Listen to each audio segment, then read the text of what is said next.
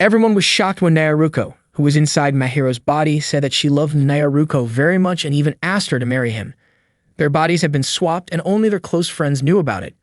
Hearing this, Mahiro, who was inside Naruko's body, felt deeply embarrassed. Naruko kept pleading for Mahiro to accept her feelings, promising she would do anything for him. Overwhelmed, Mahiro pushed Naruko away, causing her to fall.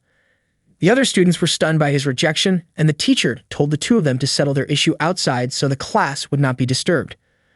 Mahiro felt drained and unmotivated by the strange situation he was stuck in. Naruko encouraged him not to be sad, insisting that their future would shine brightly. Thuko, however, said she would never forgive Mahiro for confessing to Naruko. Mahiro quickly reminded her that it was not actually him who had said it. Mahiro felt frustrated at how complicated things had become. Not long after, Asuka arrived in the classroom while using Temo's body. Mahiro and the others rushed to her side. Izuka admitted she was tired and Mahiro asked if she had been attacked by extremists. Tamo then said she understood how it felt to lose sleep just to keep playing an RPG, especially when people can't stop until reaching the next save point. During lunch break, Mahiro and his friends ate together on the school rooftop. Izuka devoured her food quickly, admitting she was starving after playing games non-stop.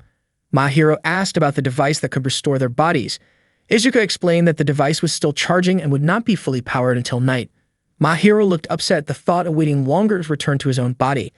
At that moment, Hazuya asked how someone like her would love Mahiro. Thuko responded that it depended on what kind of games Mahiro liked. Mahiro said he never played anything inappropriate. Izuka then remarked that Earth's food culture was amazing, but she found it sad that Earth would one day be erased. Mahiro was shocked to hear that. Izuka explained that in the future, from her timeline, Earth no longer existed. The Interstellar Conference had judged Earth as a dangerous planet and decided to destroy it. Mahiro was stunned and demanded to know why they would do that. According to Izuka, even the Yith database had almost no records about it. Mahiro could hardly believe it. Naruko comforted him, saying that as long as she was around, no matter what enemies came with their colonies or small planets, she would destroy them. After class ended, Mahiro suggested visiting Takahiko's house since he had not been at school for several days and Mahiro thought it was worth checking on him. But he also realized meeting Takahiko while stuck in the wrong body would only complicate things, so he wanted to bring friends along. While they walked, Naruko speculated that maybe the extremists had swapped consciousness with other people like Takahiko. Mahiro did not believe such a thing, but Naru admitted it was possible, and they all laughed about it. Naruko warned that when an ordinary character suddenly became important, it usually meant something unusual was happening. When they arrived at Takahiko's house, Mahiro rang the bell, but no one answered. Izuka guessed he might not be home. Mahiro wondered why Izuka had tagged along. Izuka explained that Thuko had told her about RPG strategies like keeping the left hand on the wall while walking clockwise to avoid traps, though that only worked in the original version, not remakes. Suddenly, Izuka shouted with excitement, saying they were finally about to face the final boss. At that moment, her Yith detector went off. Suddenly, Takahiko jumped out of his window, landed below, and ran off. Izuka declared that Takahiko was actually an extremist. Mahiro urged everyone to chase him. They ran after him and followed him into another dimension. Takahiko warned them to stay away. He pointed the Tomero projection toward himself and revealed that he did not care what happened to that body. He introduced himself as Isurugi, a Yith warrior who had come to Earth in ancient times. Isurugi claimed that his device could alter the thoughts of Earthlings and the Yith alike. By doing so, all of Earth's entertainment would belong to the Yith, whether it was popular video platforms, famous artists, or creative communities. Naruko declared that she would never allow that. She prepared to fight, but Mahiro objected, reminding her that she was still in his body. Mahiro sighed and told Hasuda and Thuko to handle Isurugi instead. Hasuda immediately stepped forward, while Thuko agreed since it was a chance to make Naruko owe her. Both prepared to use their powers, but Isurugi had already set up a space CQC jammer, which would cancel out Hasuda and Thuko's space CQC attacks. With that jammer, he was no longer afraid of their abilities. However, Izuka had anticipated this. She activated her own jammer canceller, restoring Hasuda and Thuko's powers. Just as they were about to strike, Isurugi revealed another trick. A space CQC destroyer that nullified the jammer canceller, once again disabling their powers. Izuka quickly countered with a space CQC eraser to remove the destroyer. Not giving up, Isurugi unleashed a space CQC confiner to trap the eraser. Izuka responded with a space CQC obstructor to block the confiner. Finally, Isurugi activated a space CQC buster to overpower the obstructor, escalating the battle even further. Izuka refused to give up so easily and quickly used the closer space buster obstructor confiner eraser cancellation jammer. Mahiro was surprised to see the two of them fighting like little kids. Unfortunately, Asuka had already run out of ammunition and Isurugi laughed at her for being defeated. Isurugi immediately activated the mind-swapping device and a bright light burst out of it. He looked pleased, convinced that he had successfully swapped everyone's minds. He even teased them, inviting them to try and attack him. But suddenly, Naruko rushed forward and struck him. Thuko jumped in as well, and together they kept hitting him. Both of them shouted that their minds hadn't been switched at all. While Naruko and Thuko were attacking Isurugi, Mahiro reminded them that the body they were hitting actually belonged to Takahiko. Isurugi was confused, unable to understand why their minds remained intact when the device had clearly been activated. Then a voice called out to him. It was the voice of the president.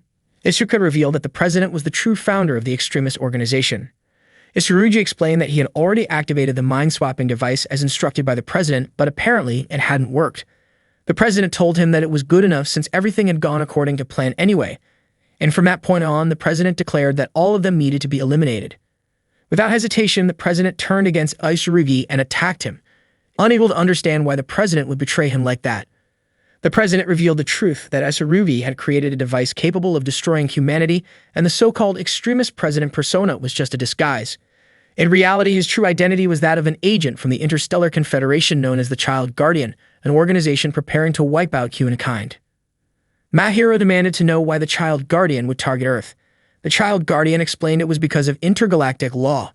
According to him, the Interstellar Conference could not turn a blind eye to Earth's anime, manga, and other forms of entertainment. He mentioned how some elements like hidden features in certain media or figures that could reveal too much were judged as indecent by cosmic standards. Because of this, Earth's entertainment was officially labeled as a corrupting influence, and under intergalactic morality law, the entire planet was deemed guilty and had to face punishment. Mahiro argued that the Child Guardian had no right to make that decision alone. The Child Guardian claimed that his purpose was to protect the future of children and to secure his own legacy as someone remembered as great when he eventually retired. Tentacles lashed out from the Child Guardian, aiming to grab Mahiro, but Mahiro swiftly dodged them. He immediately called on Thuko and Hasuda to help him fight. Thuko and Hasuda stepped forward without hesitation, determined to stand against the Child Guardian.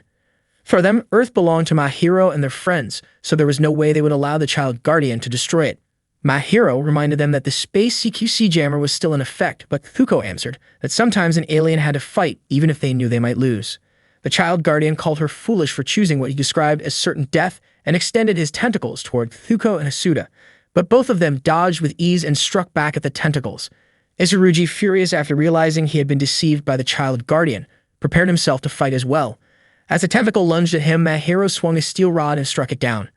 Mahiro was astonished at how capable Naruko's body was, and even though he was the one controlling it, he could still move surprisingly well. At that moment, Isuka panicked and ran away to avoid being caught. Mahiro kept moving swiftly, fending off tentacle after tentacle.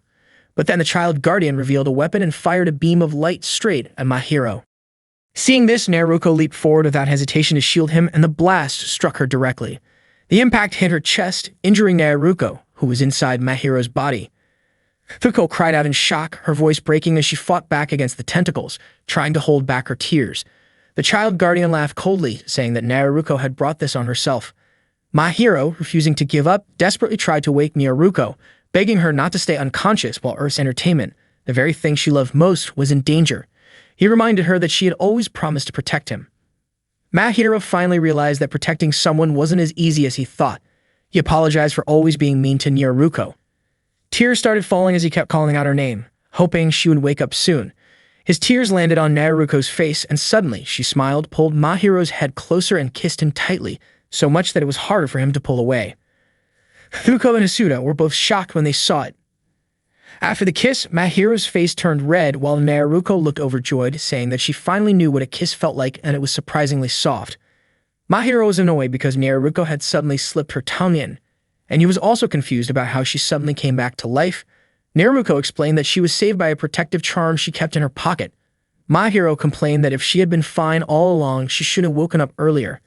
Naruko admitted that after hearing Mahiro's heartfelt words, she felt so moved that she ended up giving him what she called a cruel angel's kiss. The Child Guardian prepared to fire at Mahiro and Naruko, but Isuka quickly aimed her projection weapon, which she had just recharged. She apologized for making them wait. A huge explosion followed, and before Mahiro knew it, he was back in his body while Naruko was blocking the Child Guardian's attack barehanded. Naruko was full of energy and ready to fight. She activated her transformation mode, surprising the child guardian, who thought her space combat techniques were sealed. Naruko explained that love was what allowed her to break through those limits. Even though she couldn't use her full combat skills, she could still access enhancements. The child guardian grew frustrated that Naruko had ruined his mission. Naruko leaped forward, determined to face him head-on. The child guardian reminded her that he was protected by interstellar law, but to Naruko, laws were made to be broken. She prepared to take him down even though my hero warned her about the Planetary Defense Organization. Still, Naruko charged in and with a single punch destroyed the child guardian, bringing the case to a close. After the battle, my hero and the others returned to the real world. My hero asked what would happen next. Izuka said she would take Ishiruji back to the future and hand the rest over to her superiors. My hero hoped Tamao and Takahiko could come back. Izuka agreed, but explained that Tamao's memories had to be erased. Once Izuka and Ishiruji said their goodbyes, Tamao and Takahiko's bodies were left unconscious. Instead of worrying, Naruko teased my hero about continuing their kiss from earlier, which made my hero so frustrated that he grabbed a fork, ready to stop her antics.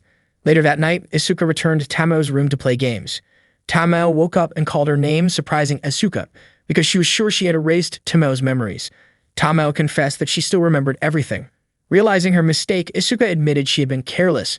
Tamao asked why Asuka didn't return to her original time, but Asuka said she wanted to see what would happen in the next part of the game and thanked Tamao, because thanks to her, Asuka was able to overcome her own struggles. She also asked if Tamao was angry that she had borrowed her body. Tamao said that even though it was strange, it turned out to be a very valuable experience. Asuka told Tamao she was kind, but unfortunately, her memories would eventually have to be erased, even though they had just become friends. While borrowing Tamao's body, Asuka had learned a lot about her, like her worries and even her hidden feelings for someone.